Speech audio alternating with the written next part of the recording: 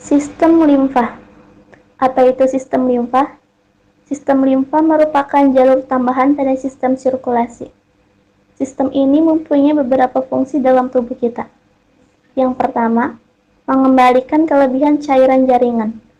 Jika cairan ini tidak dikeluarkan, cairan akan menyebabkan ruang antar sel dan menyebabkan kelebihan cairan. Fungsi yang kedua, mengendalikan kualitas aliran cairan jaringan dengan cara menyaringnya melalui modus-modus limfa sebelum dikembalikan ke sistem sirkulasi. Yang ketiga, mengeluarkan zat-zat toksin dan sel yang rusak dari jaringan. Yang keempat, mengangkut lemak yang sudah berbentuk emulsi. Yang kelima, mengembalikan protein plasma ke dalam sirkulasi dari usus ke sistem peredaran darah.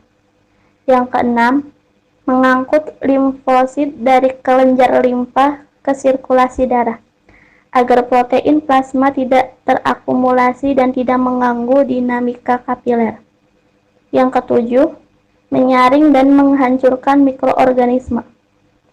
Yang kedelapan, menghasilkan zat antibodi untuk melindungi tubuh terhadap infeksi. Oke, sekarang kita akan bahas bahwa sistem limfa itu terdiri atas organ yang memproduksi dan menyimpan limfosit. Sistem limfa juga mempunyai pembuluh limfa dan juga cairan limfa. Kita akan bahas masing-masing dari bagian-bagian ini. Yang pertama ada organ limfa. Organ limfa terdiri atas nodus limfa, berfungsi menyaring dan menghancurkan partikel asing. Terdapat di dasar mulut, leher, lekukan siku, ketiak, dan paha. Kemudian ada bagian kelenjar timus. Bagian ini terletak di dada yang berfungsi memproduksi limfosit. Kemudian ada kelenjar amandel. Bagian ini berfungsi menahan kuman yang masuk melalui mulut, hidung, ataupun kerongkongan. Kemudian ada lien atau limpa yang terletak di sebelah kiri abdomen. Berfungsi menghasilkan limfosit dan antibodi menghancurkan sel darah putih dan trombosit menghasilkan sel darah merah pada masa janin. Kita bahas yang kedua, pembuluh limfa. Pembuluh limfa terdapat di seluruh tubuh dan organ tubuh kecuali saraf pusat, tulang mata, telinga dalam, epidermis, dan tulang. Nah, pembuluh limfa ini berupa vena kecil dengan banyak katup, berdinding transparan dan permeabel, sehingga partikel besar dapat masuk ke dalam jaringan. Pembuluh limfa ini terdapat hampir di seluruh tubuh. Yang ketiga adalah cairan limfa.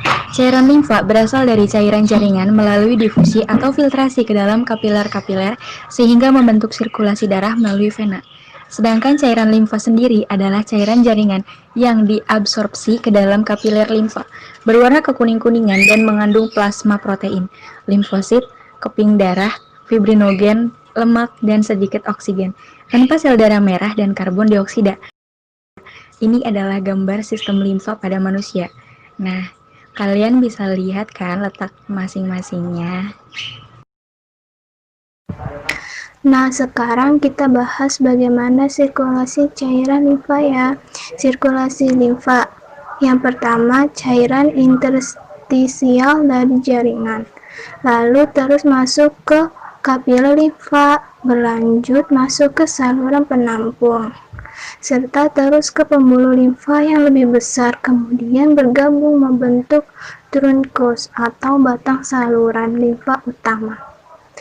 Nah, faktor yang menggerakkan cairan limfa itu adalah ada kontraksi otot, inspirasi dan ekspirasi, dan pemijatan tubuh.